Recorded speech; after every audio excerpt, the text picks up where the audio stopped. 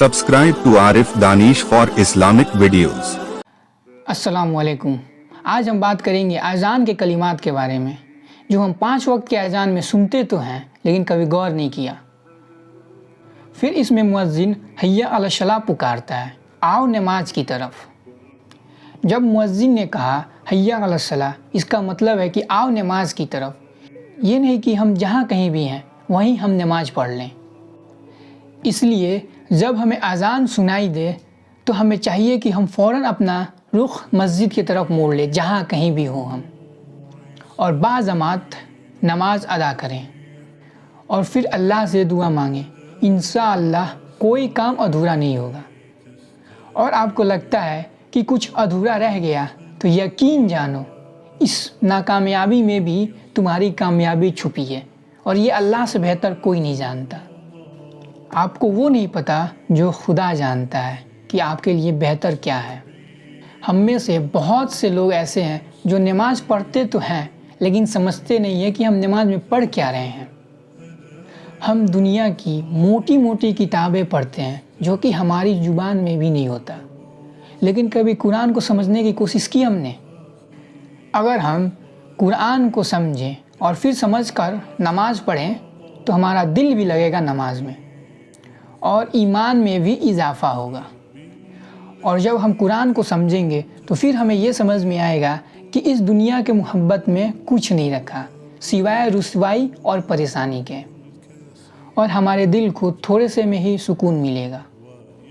और फिर हमें अपनी ज़िंदगी का असल मकसद समझ में आएगा कि हमारी ज़िंदगी का मकसद है क्या। हम में से ज़्यादातर लोगों के मदर टंग इंग्लिश नहीं है, पर हम इंग्लिश सीखते तो हैं ना।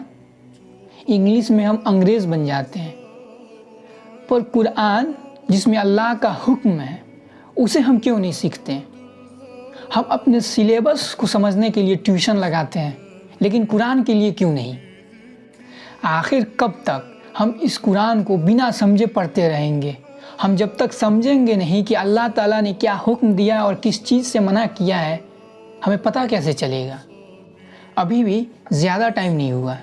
अगर हम चाहें तो अभी से भी हम अरेबिक सीख सकते हैं, कोशिश कर सकते हैं। कोशिश करना तो हमारे हाथ में है ना, देना और ना देना तो उसके हाथ में है। जब हमसे सवालात होंगे तो हम ये तो कहेंगे ना हमने कोशिश की। फिर मुअज्जिन कहता है हय्या अलल फलाह, आओ कामयाबी के तरफ।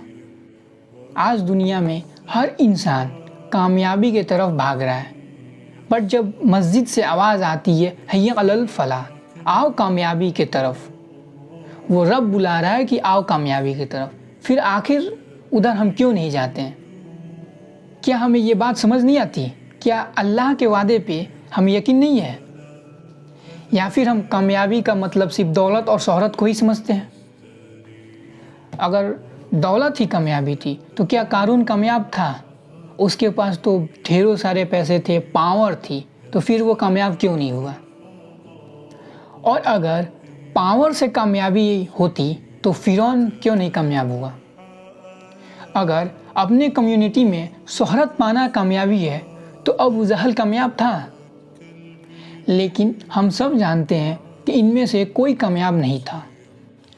कामयाब इंसान वही है जो हर हालत में अपने खालिक को याद रखा, मस्जिद से ताल्लुक़ बनाए रखा, नमाज को नहीं छोड़ा, चाहे फाके ही क्यों न करने पड़ जाए। जो लोग कहते हैं दुनिया भी ज़रूरी है, उनके लिए एक मिसाल से समझा जाए तो 2 स्टूडेंट हैं। एक पूरी साल अपना खेल कूद को छोड़ के रात रात भर जग के पढ़ता है और उसे अच्छे नंबर आ जाते हैं, और एक स्टूडेंट है जो दिन दिन भर खेलता है, पढ़ाई पे ध्यान नहीं देता है, और फिर आखिर एग्ज़ाम में वो कुछ नहीं लिखता। कामयाब कौन है? यहाँ भी वो दोनों अपने मुस्तकबिल को नहीं जानते थे कि आखिर उनका रिज़ल्ट क्या आएगा, लेकिन एक ने मेहनत की और उसको वो कुछ मिला जो वो चाहता था, उसकी खुशियाँ मिली, और एक ने अपने छोटी छोटी ख्वाहिशात को पूरी करने के लिए बड़ी खुशी से महरूम रहा। सेम हमारा भी वही हाल है। अगर हम दुनिया के छोटी छोटी ख्वाहिशात को पूरी करने लगें तो आखिरत की असल कामयाबी से हम महरूम रह जाएंगे। जज़ाकल्लाह। السلام علیکم ورحمۃ اللہ وبرکاتہ.